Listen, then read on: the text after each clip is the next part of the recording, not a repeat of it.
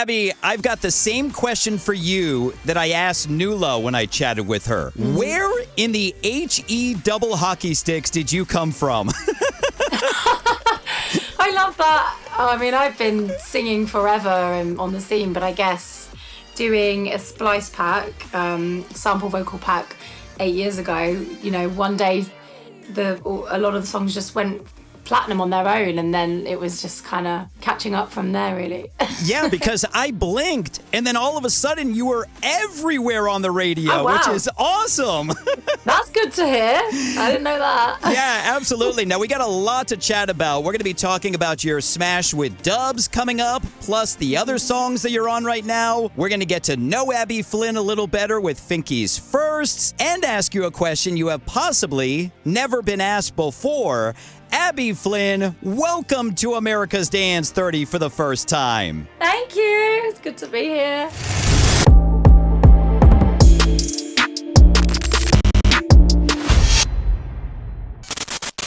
It is great finally meeting you and chatting. Congratulations on Move a Little Closer with Dubs, not only going #1, but being #1 2 weeks in a row. Yeah, I just got news of that. Feels amazing. That is incredible. Now, I know obviously besides this one, you're on a lot of songs that are uncredited.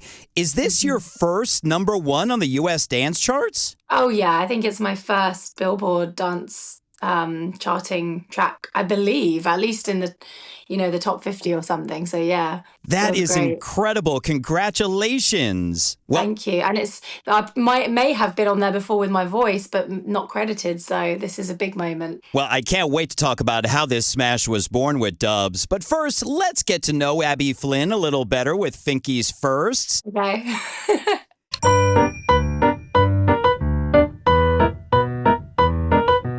Now, I love finding out the origin story of artists. Did I see that you actually started singing at a young age to overcome anxiety? Yes, that's right. That is incredible. I deal with anxiety too. Maybe I should have started singing when I was younger. Yeah, I've always felt more comfortable singing or performing or on stage than in any other area of life. So yeah. Gotcha. Now, when you were growing up, was music the first thing that you wanted to get into, or was there something else you wanted to be when you grew up? No, I've just always, ever since 3 years old, been singing and writing my own songs. It's all I've ever wanted or known to do. That is incredible that it actually worked out for you. Congratulations. Yeah, thank you. Now, kind of a side note, but I saw the video that you posted in Ibiza where you were walking around with people singing some of the hooks to your songs. Yeah. Do you get nervous when you do that people aren't going to recognize the song? Not really. I think it's the same thing as when I'm on stage singing in most of life. I feel fairly socially awkward and kind of, but yeah, just hypersensitive and different to a lot of people. But when I get into that mode of my music and I'm sharing my songs, I don't really mind. It's kind of water off a duck's back, and it's something I developed to be able to really put the face to the name. And after the first few amazing responses, I was just like, yeah, whatever. And if someone says, oh, no, never. I mean, they've always heard the song, but if they say nah, I don't want to do a video or whatever, I'm just like, cool, have a great day. It's just really good fun. It mostly gets really good responses. See, I just hate situations like that. Being an ambivert and mainly introverted, when I'm out somewhere and for example, I'm going through the checkout and somebody goes, Brian Fink, why do I recognize that name? I am in no way going to go, oh, it's because you hear me on the radio, because I'm so afraid of them going, no, that's not it. Yeah.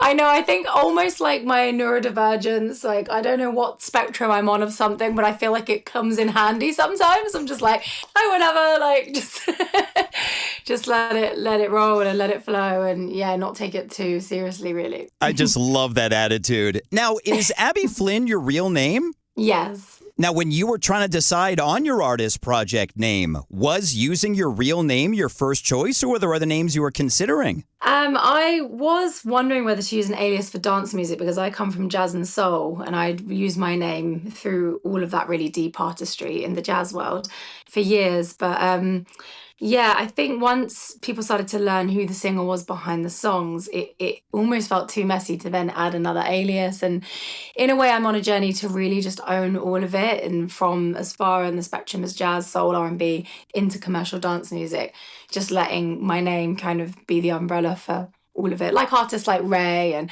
people that like really inspire me the way they do that. Gotcha. Well, I mean, it's perfect and it's such a great name, so it's awesome. Thanks. Well, that's good to know. You're welcome. Now, as I mentioned, besides the song with Dubs, you're also on songs with Joel Corry, with Morgan Seatree, Nathan Daw, plus some uncredited big songs. But do you remember the first song you ever wrote? Ever. Ever. That's a good one. I don't know if I can like know that it's the first song ever, but I remember being 9 years old and writing songs, and I remember one that was called like "I'm Coming Home to You" or something. And yeah, like as young as 9 years old, I was writing songs, and I remember my first ever dance top line was "Believe Me," which is it's actually platinum now, that one behind me. But that was much later, that when I was writing for dance music. Now, do you ever go back to those songs that you wrote as a kid? I do have a rap that I wrote when I was like 15 that I'm like going to put into a track one day. I'm determined I'm going to sneak it in. It's very UK. That's so awesome. I can't wait to hear it when it finally happens. Yeah, I'll let you know. Now, your story is truly inspiring, not only being a artist and a single mom, but also having to fight cancer through that. Congratulations on being a survivor. Thank you. Yeah, it's a wild one. I've had a very, very strange lot of hands handed to me in life. So yeah, oh man, I can't even imagine. Now, for others that are going through that battle, do you remember your first thought when you were diagnosed and what got you through it? Yeah, I actually had a very interesting experience. So it was actually back in 2016, and like all of these songs came from the cancer journey. Funnily enough, like all the big uncredited hits. And the day that I think I didn't realize it was anything to do with cancer. I was picking up results for like what I thought might be a collapsed lung or something. And when I found out that day it could be cancer, I had to go straight from the hospital down to the beach where I had a gig singing on the beach. And all I remember is just like, all I know to do is get on stage and sing my heart out. And I'm looking out at the horizon, 300 people on this busy summer beach terrace. And I just, for the first time in my life, experienced like almost the universe speaking to me and just saying, this is going to be the making of you and you're going to get through this. And for whatever strange reason, I had confusion in the hospital, but then the first feeling I really remember was this weird bliss that was like, actually, like, I know I'm not okay internally, and I think this is going to invite me into the path of healing whatever this is within me. And that's just how I saw it at the time. And so it was a really strange, bittersweet journey I took with cancer that did end up being, you know, a real catalyst in a positive way for me, whilst it was like really, really difficult. So, yeah. That is incredible. And in comparison, but obviously nowhere on the same level, you know, I kind of get into situations as well, being on the radio, where you might be going through tough times, and then the second you get on stage, you totally forget everything, and you're in this complacent area where you're just so comfortable. So that's so amazing. As horrible as it is to have to deal with that, it's almost amazing that you were able to go right on stage after that. Yeah, it's like my belonging and the place where I feel most connected, and I would just cater the songs, each and every song, to what I needed in that moment. And it was really a salvation. I did so many gigs. I wrote an album through that whole journey and did a lot of gigs, and it was some of my most favorite moments, actually, performing throughout the cancer diagnosis. Wow. Well, again, congratulations. Thank you. Long journey. On to happier things. Do you remember the first dance song that made you fall in love with EDM? Oh, That's a good question too. I mean, it depends how far back we go. The first thing that popped into my head is like "Finally" by CC Peniston, because Oh, I have a degree in disco and I was obsessed with disco music. And when you hear that disco house crossover, and there was something like, "What is this?" It's so catchy and high energy and euphoric. And yeah, I think that was probably the first time I heard that kind of that genre, or like Ride on Time, Black Box, or the remix of Love Sensation. Yeah, like those kind of ones back in from the 90s and noughties era. and those are such incredible songs. That's when I was on the radio just beginning. So, oh my God, Yeah, takes me wow. back. So good. Now, Yeah. finally, in honor of Move a Little Closer, going #1 and being all over the radio, what was your first impression hearing one of your songs on the radio for the first time? Oh, I mean, the first time my voice was on the radio was with Believe Me, and that was obviously really surreal because I didn't even know that I had done this vocal pack, put my voice online during the cancer journey, and I didn't know where that could go. And it was about 4 or 5 years later, healed from cancer, and I'd become a mother, that I hear my voice on the radio, and I was like, "What? This is crazy." Really surreal, amazing, also like bittersweet again because it was really going out there, but not connected to me in any way. So that was a whole mix of emotions. But yeah, I think the first time I heard my voice on the radio, like credited with my name on it, I was just like, wow, like just so grateful and blessed. Like, but I was here long enough in my life to get to that point. There's points where I didn't think I would still be here, and I've had to fight a lot in my career to kind of get that recognition after the Splice back. So yeah, just euphoria and yeah, gratitude really. That is so incredible. Now, thinking back to when you did hear it for the first time, when, years had passed, this might be a stupid question, but did you recognize yourself at first? Yeah, straight away, I think. There's such earwormy things, and I really wrote 40 hooks in 2 hours and channeled them through those original batch. And I think every one of them had a special place in my heart, maybe because I was going through cancer and that space at the time where they were really personal. But yeah, straight away, I was like, oh my God, that's my voice. That's got to be so incredible. How did I get there? Now, let's talk about this smash, Move a Little Closer with Dubs. How was this song born? This one was in Brighton, my hometown, actually, which makes it extra special because often I'm up and down to London. You can have like faceless rooms and you're writing a lot, which is great. But this day we went right by the ocean in Brighton. It was kind of like hanging out with mates.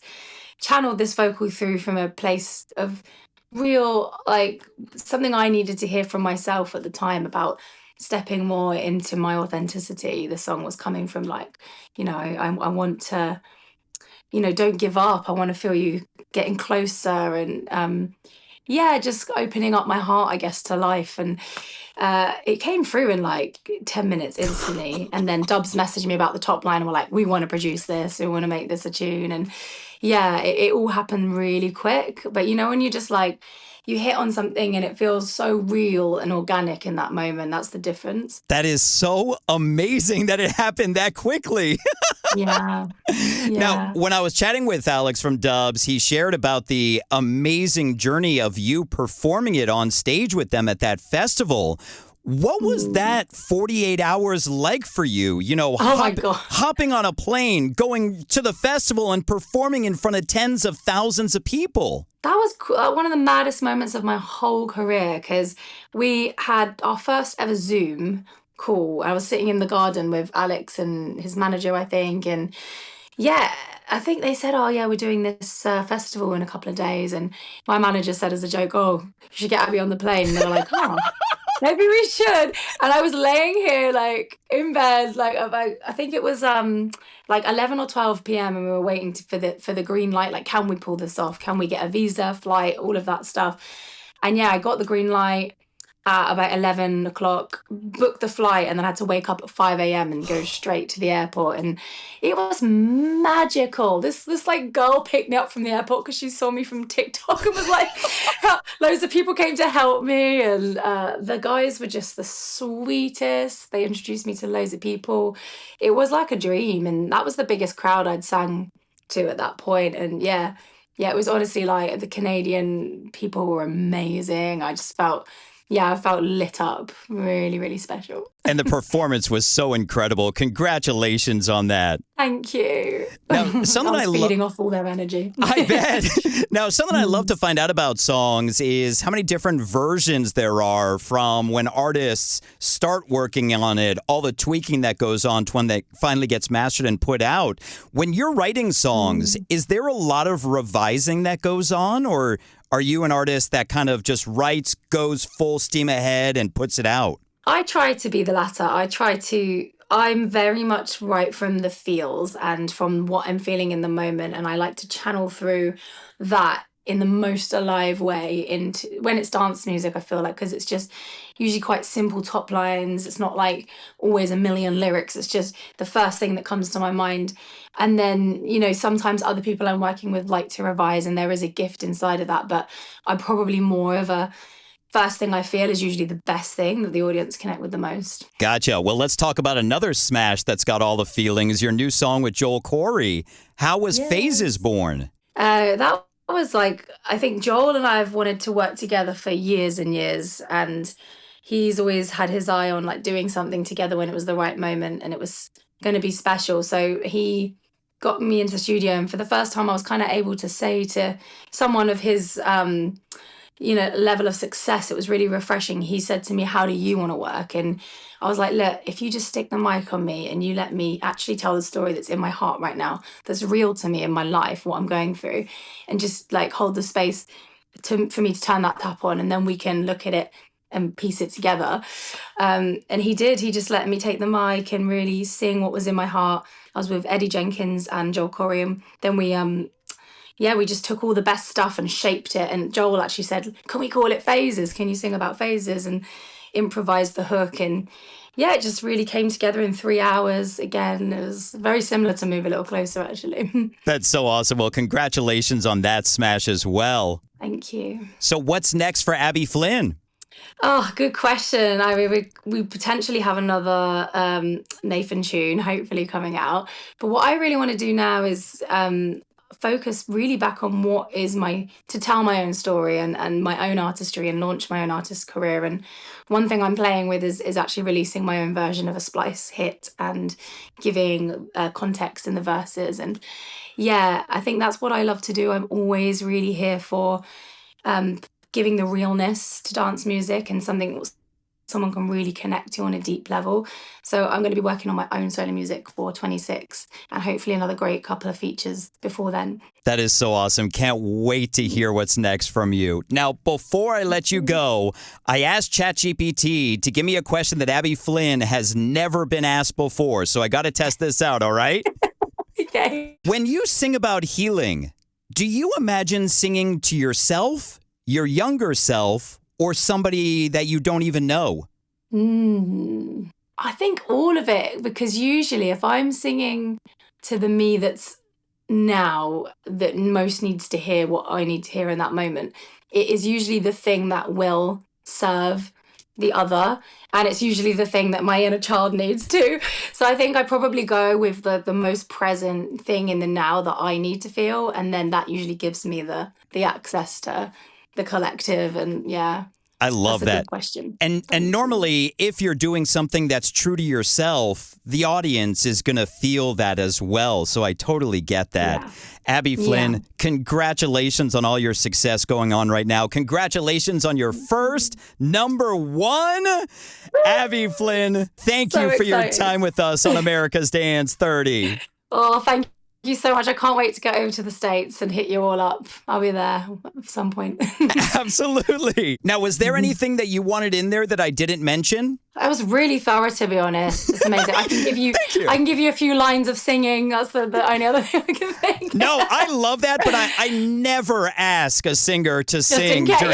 Yeah, because I hate when people go, hey, can you do what you do on the radio? It just puts you on the spot. Like, it's so awkward. Yeah, I get that. But you're more than welcome to sing if you want. I'll just do a few lines and move a little closer. Why not? Absolutely. The stage is yours. Thank you. I feel you slipping away. You're so afraid of what we could be. I really want you to stay. Please stay. Why don't you move a little closer to me? To me. Why don't you move a little closer to me? To me. Don't leave. My God. All I want to know is who works on your vocals during songs, because they must not have to do much, because you sound incredible. Thank you. That's very flattering. Oh, always someone different, but they always nail it. that was unbelievable. Thank you for sharing that. Thank you. Wow. Thanks for having me.